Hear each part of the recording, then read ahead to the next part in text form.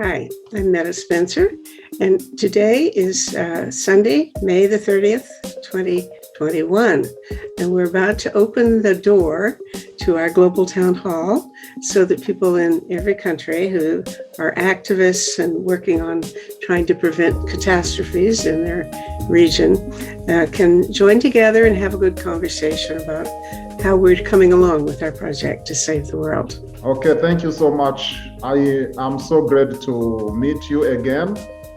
I'm still in Burundi, but now I and my wife, we are spending our full time in Burundi, but we are planning to return back to Finland.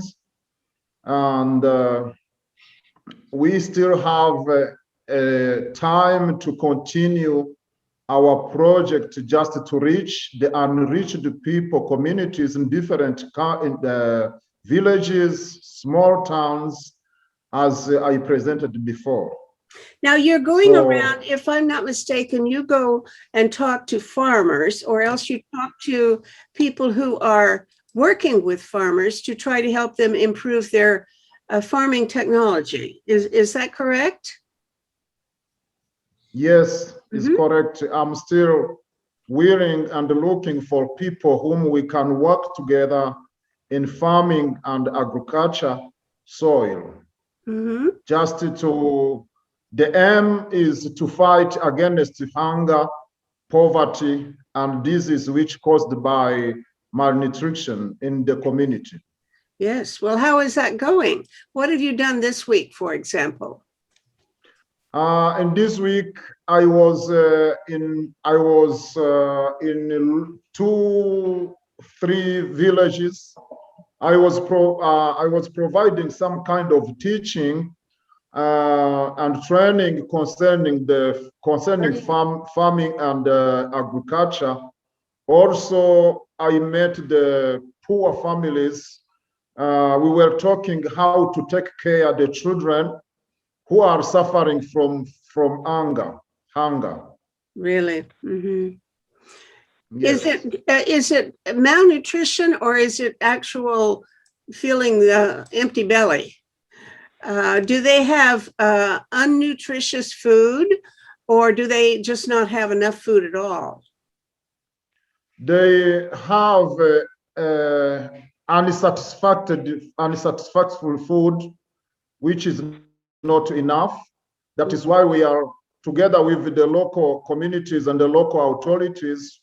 We are looking and planning how we can increase food in the local communities.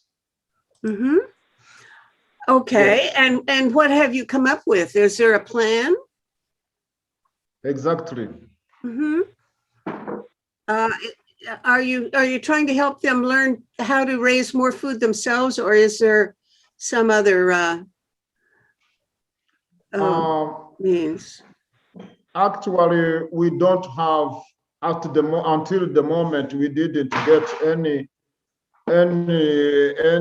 other people or anyone who are supporting, but we are trying our best. For example, I use my little money to buy food, to buy some kind of materials, to buy polish for little children, and also adding is to teach how they can do themselves. But the issue is that they don't have materials, they don't have money to process the activities. Do they have land that they could grow food on if they had seeds and other equipment? They do have. So they just need a little boost to get themselves going and producing more of their own food, or is this a thing that's going to have to continue where they get supplementary food from outside indefinitely? Exactly. They do have enough plot, enough place to cultivate, or some kind of valley where they can fishing the fish, and also they have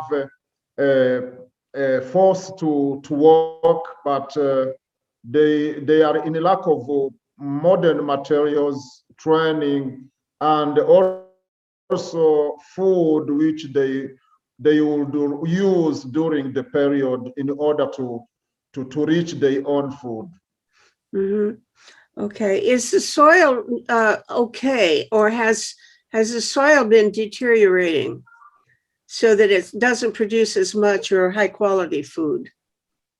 The soil is okay. It's okay. The soil is good. Okay. Yes. Well, Yes. we've got a lot of people here listening to your appeal, and I would say, if you'll put your information in the chat, it's possible that somebody here can think of a way to help get some supplementary food or equipment or seeds and so on to your village, and you can help distribute it. I can't promise that. We don't know.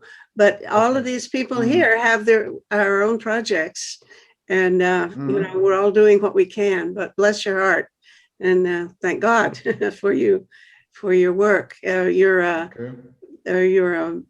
man of God working in Africa. So thank you so much. Oswald Peterson and Peter Wadhams may already be acquainted because of your mutual interest in trying to remove methane from the atmosphere. And I have held talk shows with each of you, but not together. And so now here you have a chance to tell us whether you think alike, if you want to.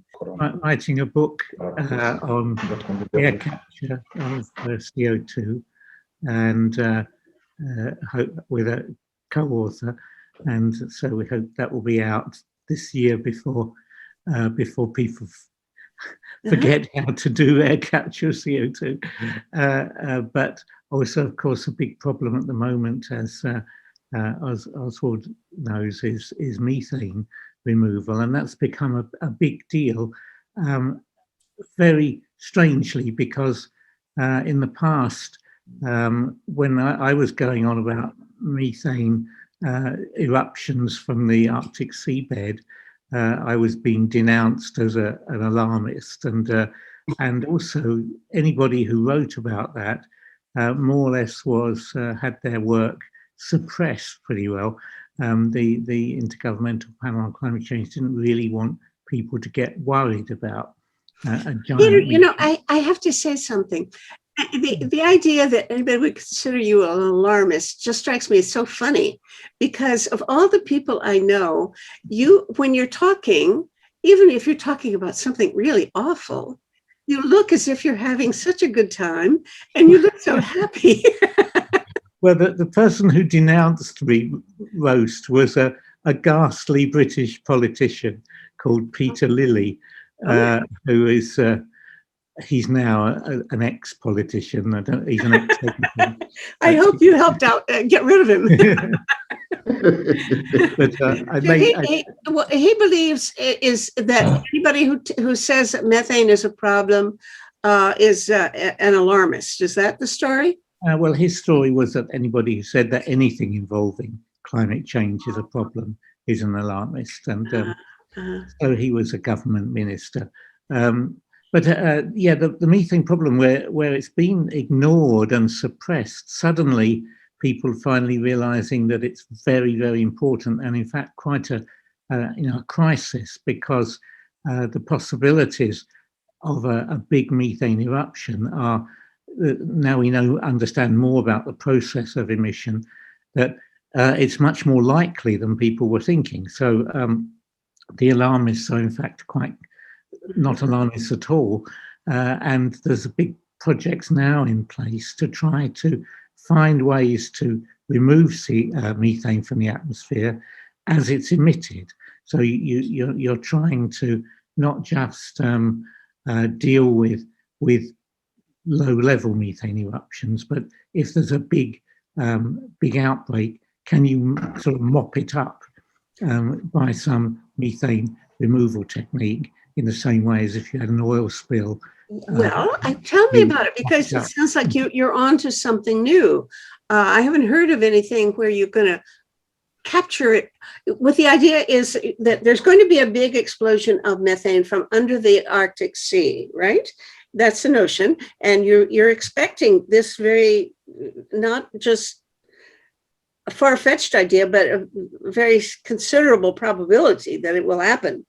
And then the question is, can you capture it before the catastrophe becomes irrevocable? Is there any, I never heard of anybody saying you could capture it. Is that what the idea is? You're going to go along with a big, balloon or something? What's the idea? No, well, Pat, you should talk to Oswald now, Pat, because the methods that have been developed are. Yeah, but his won't work. His won't work in the Arctic. You guys are working in totally different areas, right? It will work. Oh, of course it will. Well, may I shortly introduce myself? Oswald Peterson. I'm the head of AMR, which is a company called AMR is Atmospheric Methane Removal. So that company is basically exists for the purpose of removing methane from the atmosphere, and it will work. Don't worry. It won't work in the Arctic. You said you have to have sunshine. That's right. We will remove it from the atmosphere, and the atmosphere is something that moves around the globe. So it doesn't really matter where you remove methane. It doesn't matter at all, as long as you remove it from the atmosphere. And if you remove it at the equator, it has exactly the same effect as removing it from the Arctic. It is irrelevant where you remove the methane. As long as I thought Peter was talking about something, a big burst in one place, and that right there, before it gets into the atmosphere and disperses, that you capture it. Peter, is that what you're saying? You guys talk to each other, not, I shouldn't be in between you guys, because you got to settle this. It's true that methane spreads fairly quickly through the atmosphere, so that really you can remove it. If you remove it from anywhere, you're doing a good job. But it is the case that higher levels have been found close to the emission sites, the places where that you're getting a methane bubbling out, and if you can find a way that you can do local removal by some technique like this iron salt aerosol method, then it's a more efficient way of getting rid of it if you can get rid of it just as it's being emitted, rather than let it get out into the atmosphere and spread around the entire world. So how are you going to do it? Well, the method a method that's been developed, and also again Oswald could say more about this than I can, is use of iron salt aerosol. That's an aerosol of puffing a sort of iron powder over the sea surface, and that's reacting to form a chloride, ferric chloride, and that then actually reacts with methane and gets rid of the methane. But not enough work has been done yet to be sure that that works. And if it doesn't, then you're reduced to quite a lot of. There isn't a good fallback if that doesn't work. And one method is green cloud brightening, where you spread. You pump very finely divided water particles into bottoms of clouds, and they make the clouds brighter, and they reflect more radiation. And if you use clouds that are heading for the Arctic, then you're going to cool the Arctic, and that will bring back some of the sea ice. But that's not the best way. It ought not to be the best way to do it. It's just about the best way you can think of if you don't use this iron salt aerosol method. We're really at a bit of a loss for methane removal, given that the fear that it will really happen in a big burst has become much more generally held. Now, this brightening the clouds, but that has the same disadvantage, doesn't it? That the other plan that we haven't given a chance to be explained, but their system requires sunshine, And wouldn't you have to have sunshine to brighten the clouds? I mean, what are you going to be doing except, radiating sunshine? And the Arctic doesn't have enough sunshine to make that very, very good, does it? Well, the modeling of marine cloud brightening for Arctic ice is you don't actually brighten the clouds in the Arctic, you brighten the clouds at lower latitude, and the clouds that are generally heading towards the Arctic, and then it has the effect there. Sure. So you do the release. Thanks a lot, Peter, for introducing the scientific side, which is not my specialty. We are really an engineering company, and we want to, our company, I've already introduced the name. You can find all this information on our website, amr.earth. And so therefore, I will not use too much of your time. Please refer to our website, amr.earth. But I will shortly introduce the method. The method is, as Peter said, distributing sun into the atmosphere, and that will work as a catalyst. That catalyst will make methane turn into CO2. Methane is much worse, like by a factor of 80 worse than CO2 in its global warming power. So if you basically turn one molecule of methane, which is CH4, into one molecule of CO2, then you improve then you basically cooling the climate. Of course, one molecule won't help much, but we want to turn 500 million tons of methane, which is what we have additionally every year. We want to halve that amount, so we only have 250 million tons additionally every year. So, and the rest will also go away in nature, because nature does the same process that we will do itself. So we are not doing something, we are not introducing anything new into nature, but we are actually copying nature in that process. And that's why we call it enhanced atmospheric methane oxidation, because we enhance a process that is already happening, and that is a natural process. So I think that is enough at this stage. And if you are more interested, refer to our website, amr.earth. Thank you. So Arthur, say hello. Yes. Hi. I am on a plane, but what's happening is our film, The World is My Country, which is very much about saving the world in a hurry, is on public broadcasting stations right now, coast to coast. If you go to theworldismycountry.com, you put the V in, theworldismycountry.com, you can both watch it there online, and you can see when it's playing on PBS in your area. And if you go to theworldismycountry.com/talks, you'll see Martin Sheen promoting it on Extra TV, on NBC. You'll see my interviews on NBC, and you'll see dozens of other interviews where we talk about Gary's plan for how we can actually build a people-powered planet above and beyond the nations that divide us. And there was a lecture by a man from NASA who was an expert on icebergs, and obviously he knows what's going on in the Arctic. And he said, what about all this methane that might escape? And he said, don't worry too much, because it has a half-life of about 20 years. So by the time it all bubbles up, or, too much of it bubbles up, most of it will have dissipated. And I started trying to write an equation for that to see how long it, how bad it would be, but I didn't have enough data. So, Mr. Is it Wadham? Do you have an equation for that? You know the rate it's going to bubble up and the rate it'll dissipate, and at what point is it going to be serious or not? Well, when it gets into the atmosphere, it's got a half-life of about 10 years. So if you just have a single outbreak, some massive great burst, then it will cause a huge amount of environmental damage and warming. But within 10 years, it will be gone and life will go back to normal. But the thing is, if you have a continuous source of methane, like, again, the Arctic seabed has a huge area with massive amounts of of methane in the sediments.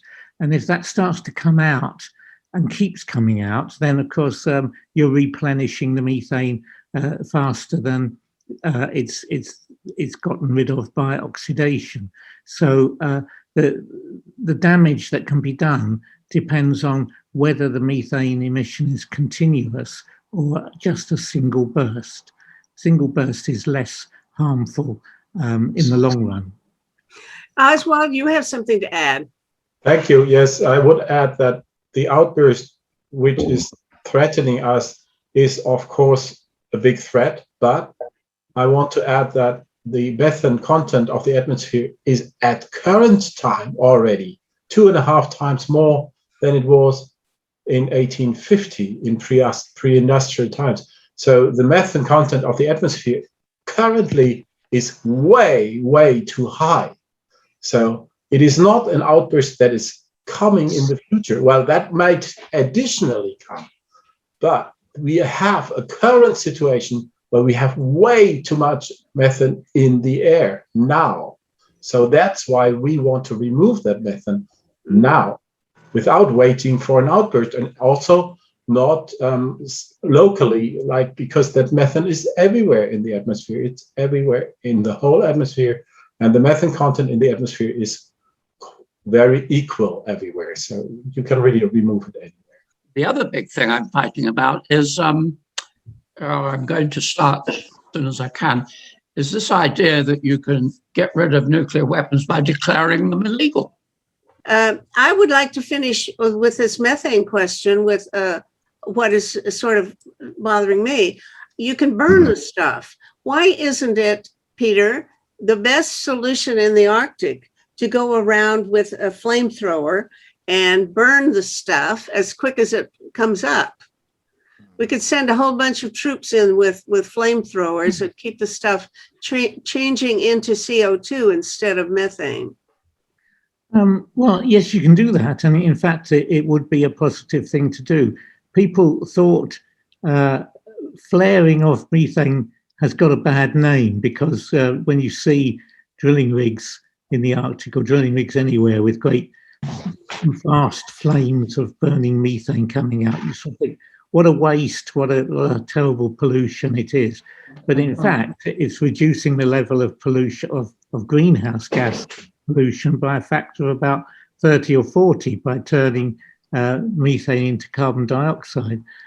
So you could do that, but except that in most of the world, the methane sources are a huge number of very small sources, which means you'd have to go around, and typically it's the pictures you see, which in fact I've experienced, is you jab an ice axe in a frozen lake, and out comes a load of methane, which you can set fire to, and you set fire to yourself in the process as well. But you'd need thousands of people to be going around in the Arctic all the time, hacking away at every possible methane source. But since methane has so much, like 100 times or something like that, times as much greenhouse gas effectiveness as CO2, wouldn't it be worth it? I mean, if you have no other way of getting rid of the stuff as it's bubbling up, for heaven's sake, in the last resort, let's go send some people up there and burn it. And have an anti-methane core. You could turn the US Space Force into an anti-methane core, and they could do something useful. That's a great idea. You can't really burn the methane at source. If you can, that's what they do in the gas company, for example. If they have some methane leftovers, like in an oil field, very often you have methane and you can't really do anything with it. Then you can burn it. That's what you see. You're right. Then it's much better to burn it than not to burn it. But you don't have that option for natural. Well, listen, I saw a video, Oswald, of some ship going through the Arctic, and it looked like a plane flying through clouds.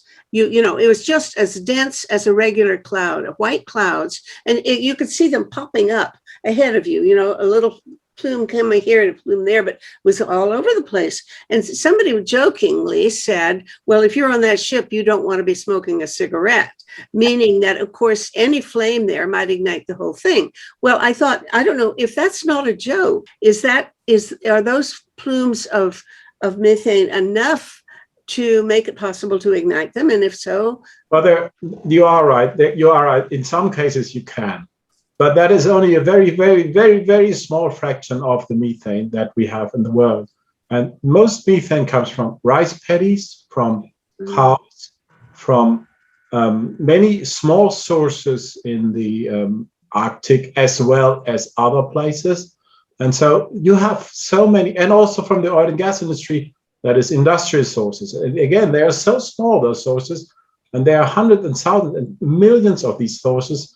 Like you can't basically go to every single cow and say, oh, well, can I please burn the methane? Cows, yeah. All the rice paddies in the world produce methane. I mean, you can't just say, okay, let's stop eating rice. Most methane sources you can't burn. Yeah, okay. That option is not really existent, I'm afraid. It would be existent maybe if there was a huge methane outburst, which we hope will never happen, but so you need some concentration. But in the atmosphere, we have 2 parts per million. But we actually, in that method that we advocate, we are actually burning it. It is a burning process, which we will do with a catalyst, and that is ISA. But you will not see a flame. You will not see little flames up in the sky where we burn the methane, because it will be very small, very minuscule processes where one single molecule is turned into a CO2 molecule, and then somewhere else another one. You can't see it. I have done talk shows with each of you. Oswald, you and your friend Renaud. We've had some talk shows about that, and since I think everybody ought to know about this, I recommend that you all go to our website, to savetheworld.ca, and look for the section on videos, and then hunt for the ones about the topics that I've just given you. These are episodes number 185, 239, and 246. I heard at one point that the greenhouse gas effectively in the world was from cattle. And then later I heard 3%.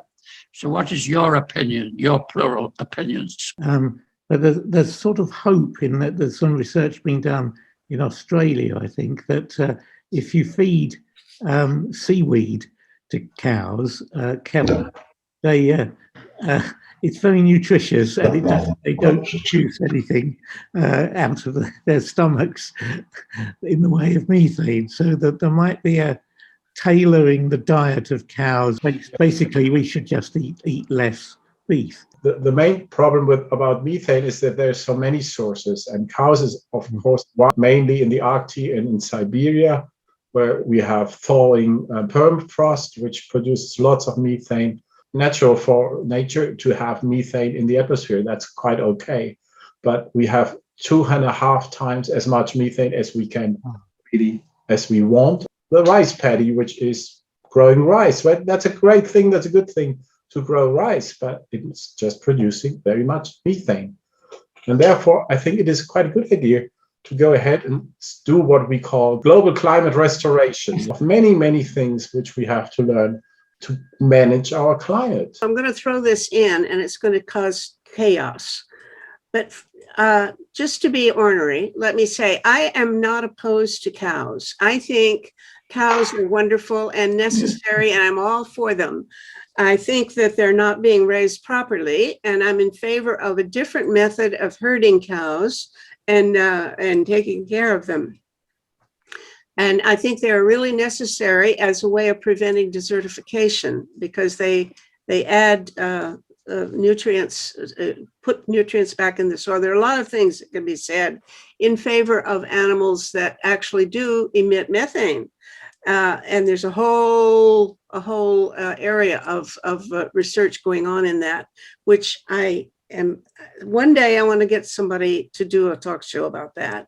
And the person I'm going to or the outfit I'm going to is called the Savory Institute.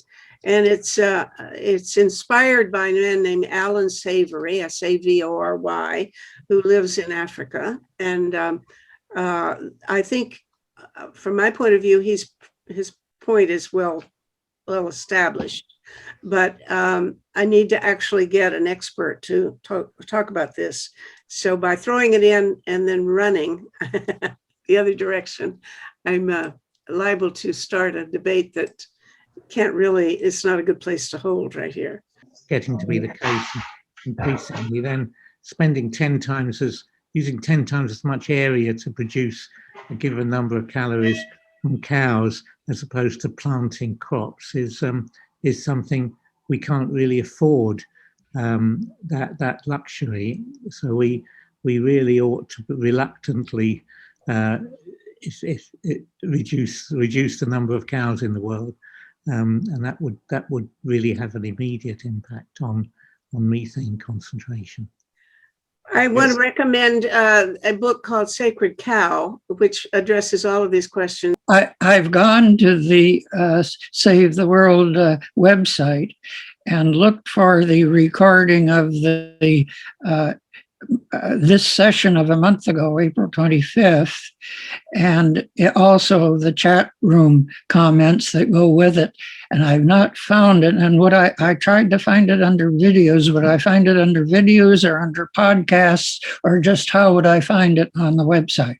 Well, go to our website, which is tosavetheworld.ca. Yes. And if you look under a button called videos, it will show you all of the videos that I've made, 257 of them so far. And that includes these monthly global town halls. So you should find, they're usually called something like The World. This one will be called The World in May 2021. And the last month would be The World in, April 2021, and so on. Very good. Gandhi and King gave us an avenue through a movement of nonviolence that we can create trust and respect between nations and people by promoting nonviolence. So that's what I work on myself, trying to combine the peace movement with the climate movement, because I think we need both. And now we have really to go to do radical changes. And scientists demanded since a long time that we have to change our whole way of producing and consuming in a speed due to world war, similar to world wars. But we can't. This is the big difference. In world wars, you could make a lot of money with the kind of bland product obsolescence, let's say it is, with the war machineries. But now we have to do everything which only like costs money and doesn't bring in money. And we have to make the whole flow of what drives humanity into the country, and the motor of what drives humanity is finally the monetary world system, which is our organizational tool. But this keeps us at the same time in an extreme competition. 500 companies who produce almost everything for our lives. I'm sorry, my bad English. And these are, as long as the monetary means is used, these are in extreme competition, including the military apparatuses and the war conflicts what we have. This is due because we are in a financial battle finally, in a situation where whole mankind is threatened in its existence. So, and this is very stupid. This is the core of the age of stupid, that we have this organization tool. But now, for the first time in human history, we have another organizational tool implemented already for a big part, and that's global networking. And these systems can be prepared within months, that the whole world could realign itself, restructure, and reorganize ourselves and rebuild a new house. And then it starts from the energy system, for example, for the whole world to create a new energy system, which includes then all the people in Africa, and can rebuild in the poorer countries can, from the energy coming on, rebuild a new world also for the countries which are let's say not developed so far. And this is the core problem. The first year engineering, what we have to do is to prepare the networks in a way that we shift from the monetary world system onto prepared networking. That the miracle happens that 500 companies, the main companies, but all people subscribe with a basic work time, like 25 hours, and what they need for life, and where it's shown where this can be picked up. Can you explain a little bit more about what kind of organizational project you have in mind? Is there some, I gather you're wanting to abolish the monetary system, is that correct? It's to replace our organizational instrument of humanity. For the first time or the second time, before we had barter systems many thousand years ago, then we used the monetary systems, and now we have to use the organizational instrument, global networking, including the military apparatus. Is there some organization that is promoting the idea that you're referring to? No, I think this must become a human chain reaction, an atomic chain reaction, including all the governors and governments in the world, including all the rich and the poor. I don't see how we can discuss this here, frankly, because unless you are referring to some organization that's promoting some sort of idealistic project. In this speed, we have to act now, like in World War times. But we have to know what to do, and there's not enough time to explain that. So if you have an organization that you want us, or a book for it you want us to read or something, why don't you put it in, announce it, and then we can move on. As Global Alliance Pro Survival. Okay. And but it's because it's so little time, it's really crucial that now also the governors take this on. And what is it you want us to do quickly? It's not a matter of organizations anymore. It's a matter of humans and who want to have life on Earth. Well, yes, but we all want to have life on Earth, but the question is, what do we do to make it happen? If you have a very specific kind of recommendation, I want to hear it. I think we could all listen to some very, very specific proposals. Andre. There is an organization called Global Networks, and they're connected with the Universalist Humanists. And they're doing what the gentleman is talking about as far as getting people across the globe to influence their governments to do the things that he's talking about, that this is an emergency. And yes, there's others, Global Citizen. There are many, many different groups doing that right now. It's vague for people. They don't see, yes, they see major problems, but they don't see how they can stop a hurricane. Well, that's what Andre, that's why I was proposing that he tell us something very specific. Greta Thunberg had a tremendous 3-part documentary. And she went around talking to all the scientists around the world in the trouble spots, and to experts, and to David Attenborough, the nature person from the National Geographic.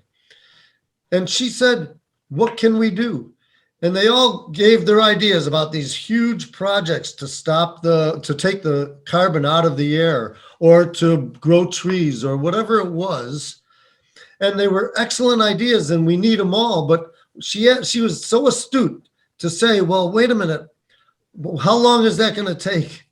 And they said, well, 20 to 30 years. She said, no way, I don't want that. She's direct. She said, no, we need it within 10 years. And but the point that, I don't know how to pronounce your name, Jaya was making was that we need something now. So there's the connection that to get the people motivated for both peace and climate. Then we're building the movement. So I wrote a letter to Greta Thunberg, but she has an amazing screening system. It's hard to get through to her because she probably gets 1,000 letters a day. But when she asked David Attenborough, yes, and well, what can we do? And they said, you, Greta, are the person that is what we need. You're what we need now because people are listening to you. Probably also, it's not a matter like that one organization pushes this or so. It's like Greta Thunberg said something on a COP, and then many organizations overtook this, and it became a kind of wave all around the world, and it raises the awareness of the people that we have a big problem. But Greta Thunberg didn't really refer to solutions. She said we have a problem. And now this must become that we have to reorganize the world as one world. It's our last chance. Either we come together as one world, from Africa, from China, from Russia to Europe and everything, and to overcome everything what separates us. And that's impossible with the monetary system, because it keeps us in separation. Now we need to focus on this solution to prepare the networks that we reorganize, restructure the world on this basis. And this must now become a similar wave like the wave Greta Thunberg.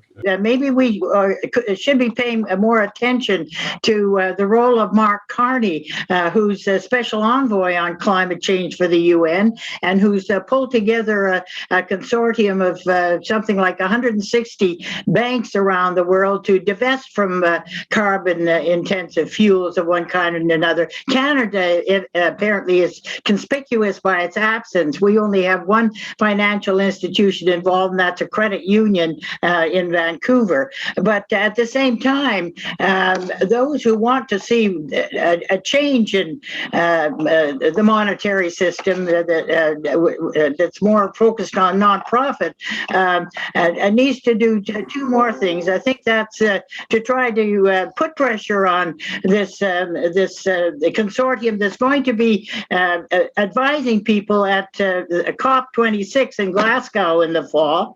And Mark Carney is also the advisor to Boris Johnson, who's the Prime Minister of the UK, who's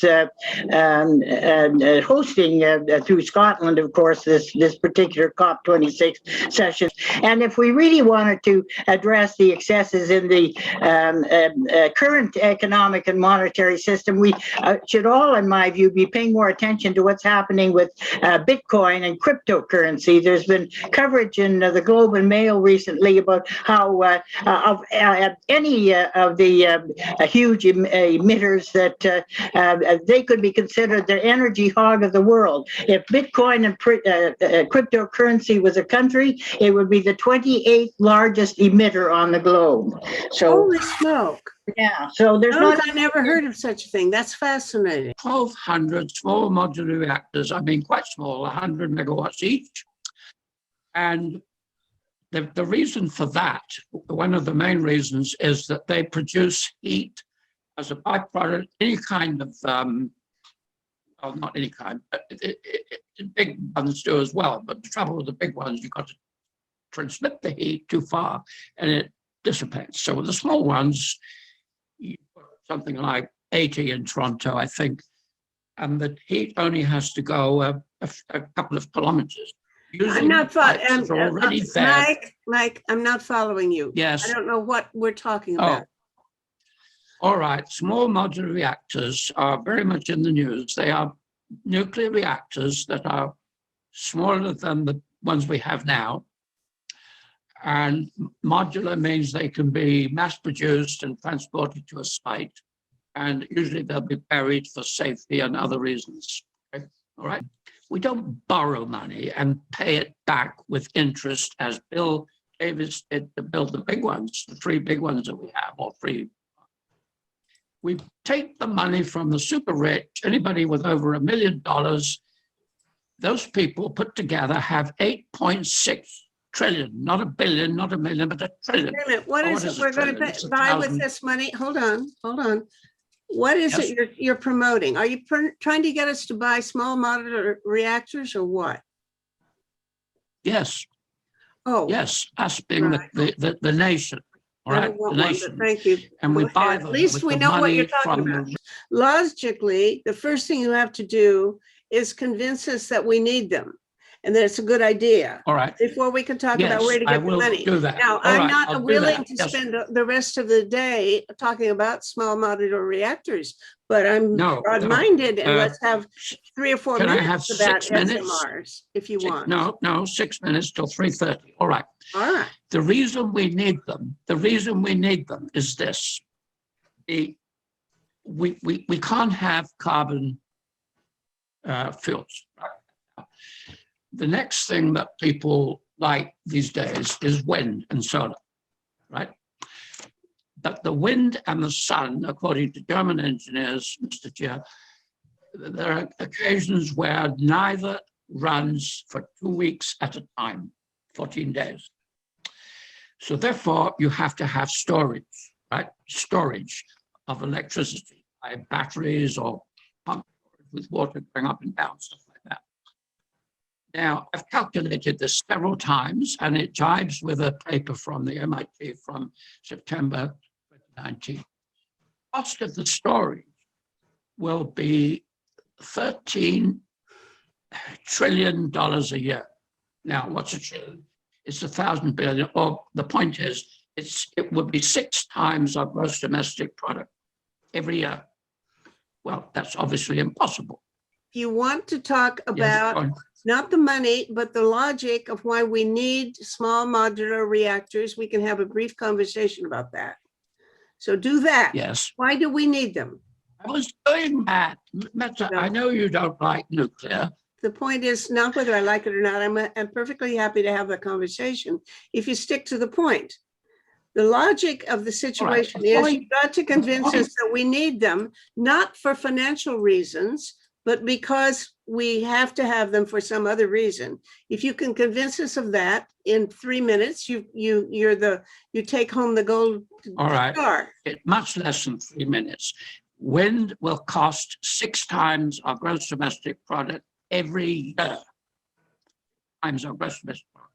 Small modular reactors would cost much less than that, 170 billion a year, much less. It's about 8%. Okay, that's it.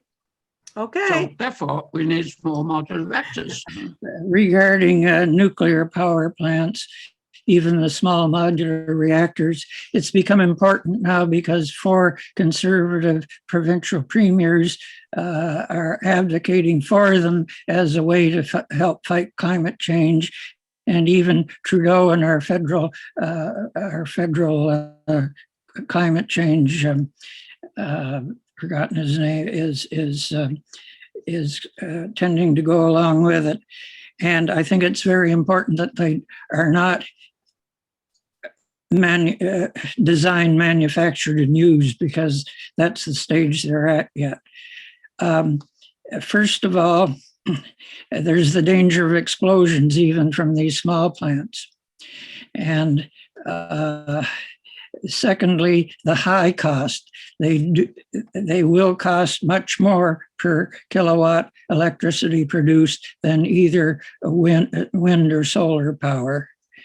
A third reason is that they are not necessary because all of the energy the world will need will be able to be supplied within the next 10 to 15 years by the renewable energy sources, including wind and in particular solar power. That's almost every 2 years, doubling in the reduction in cost and the increase in efficiency, so they won't be needed. A third is there's a huge carbon imprint in building them, even the small ones, because so much cement is needed. So it puts a lot of carbon dioxide into the air to build them. Another fifth reason is the impossibility of 10,000 years of safe storage of used and discarded radioactive waste from them. Another is the sixth, the dangers of transporting radioactive materials. Another is the impossibility of 10,000 years of safe storage of tailings waste at uranium mining sites. And another is the radioactive dangers to those working at or living near the uranium mining sites. So these uranium must be produced to create these small nuclear reactors. And finally, after hopefully eventual elimination of nuclear weapons, And there are international verification commissions in all countries to control all radioactive materials in those countries. If there are a lot of these nuclear reactors around, that will become difficult. And so there are all these reasons that they just simply should not be used. Robert Reed, that's an absolutely wonderful, concise list of very compelling reasons. So I agree with you, but whether or not I agree with you, I want to honor you for the brevity and the very good presentation you made in a very concise way. So thank you very much for that. I think it's very, very interesting and worth, all of these points are worth listening to. Now, I want to call attention to the fact that on June 16th, which is a Wednesday, I will be having a talk show with Michael Barnard and Paul Martin about small modular reactors. These are people who are active in the corporate world in building things like machines and equipment for reducing carbon emissions and so on. So I'm pretty sure that we will have a very informed and important conversation. You can listen in live and send your questions in while they're on the show. If you tune in at between 12:30 and 1:30 on the 16th, at our channel, which is youtube.com/to save the world, and you can send your questions in while it's live. If you don't get on to it while it's live, you can watch it later because I'll edit it and put it up later that evening. I just want to say that I myself consider our world not to be disorganized, or I don't consider our system to be bad. I think we have a great system and it works very well. We do have a climate problem, that is true, and that is a big problem also, but we will solve this problem with the existing system. So I don't think at all that we have a need for system change. In the opposite, I do think that people who call for system change actually don't want to act upon the problem, but they want to sit on a sofa and discuss the system. And I don't want to sit on a sofa. I want to do something to actually solve the problem. And the problem is called CO2 and methane and other greenhouse gases. So these problems are chemical and engineering problems. And actually, I also think that mankind will solve them. I'm very optimistic that that will happen in the next years. And we must admit that, like in the 70s or 80s, we solved the problem of bad water, and our fresh water was horrible, and then we solved that, and now we have very good water here at least in Germany and Switzerland. And now we had a big problem with the ozone layer in the 90s, and the ozone layer problem has also been solved. I wonder why in 60 years since we have the scientific findings, nothing did happen. Charles Tauber, hello. As I report every month, very, very little being done on teaching people how to deal with the traumas of war and how to work with people psychologically. And that's what we're trying to do. And I'm very delighted that we're starting with Joseph. Okay. In Africa, there is very little of the entire process of demobilization and the rest of it going on. In Europe, there is very little integration going on. There is very little care for migrants. And on top of it, in Greece, there is now an epidemic of tuberculosis, aside from anything else, on top of the COVID. What should we be doing to try to get something going? Okay, we should be pressuring our governments, first of all, and other organizations to be financing, instead of financing so-called defense, we should be financing integration, psychological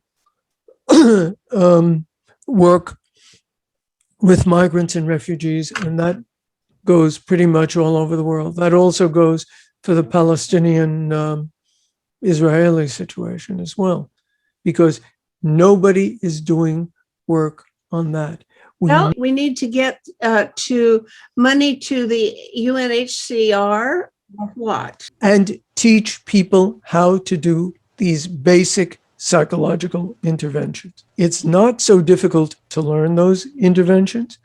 A lot of it is listening, but people need to teach it, and we need to be getting money to the organizations that are doing that. There are people listening or who may actually later be watching the show as a recording, who would be maybe have some free time and have an interest in that kind of thing. And that those of you who'd like to be able to become what Charles calls barefoot therapists, I love the title, get in touch with Charles and get some training, and then do interventions and therapy, if you will, on Zoom with the people who most need it. And I guess you're saying in Africa and now in Europe. There are many, many solutions to various world problems, but the problem is the lack of political will. These are political problems. So when we talk about famine, there are solutions to famine. Oswald mentioned that we had a number of problems in the past that we've solved, and you gave the examples of water and fresh water. And I would say that we haven't solved those completely. In Canada, at least, we have what are called boil water advisories on over 60 reserves where Indigenous people live, where their water is not clean and not safe for them to drink to this day. Those are political problems, and there's political solutions. We could have clean water for all Indigenous people and all people in Canada, but we don't, because that hasn't been valued enough by our government. Well, I'm going to pick up on a point that Oswald made, said he didn't think a system change was necessary. The existing one would solve the problems we have, and that he's optimistic. I'm glad you're optimistic, Oswald. I'm trying to be, but not having as much luck as you are. And when you say that you mentioned the Montreal Protocol as something that helped us address the ozone layer around the world. That's true, it did. But as Elizabeth May, our parliamentarian, Green Party parliamentarian here in Canada, has explained, the problem following that Montreal Protocol is that we had all kinds of trade agreements springing up, like the World Trade Organization and so on, that beat back the rather weak allowances or clauses in there to protect the environment. And so we have had some setbacks that have to be addressed, and certainly engineering will help us solve our problems, and technology in general. We need that, but I think we're also going to need the courts. And as was reported on recently, Dutch Shell oil, I think in the Netherlands, recently lost in a court case where they were required as a result to up their emissions to 45% before 2030, something like that. And it's going to have ramifications with other companies. So there's an awful lot of pressure and tweaking that I think has to continue within our existing system if it is indeed going to work. I'm going to be saving these chats in a place that you can see them later, and anybody else watching the show can see them. So you go to our website, to savetheworld.ca, and then you go / videos, you find the video thing, and then you look for something called comments. And so I've put the link there. Now you'll be able to see these chats, but you're also very welcome to continue your argument. So if you didn't get your word in edgewise today and you disagree with somebody else, you're welcome to continue your debate in print. Use this comments column as a place to continue discussions and share more information if you want to do so. So you can always add to it with your own comment or your reply to somebody else. well, we'll just plant trees, and plant trees. And as they're saying in current ads, best time was 20 years ago, but second best is right now. Okay, thank you all for your contributions. Bye now.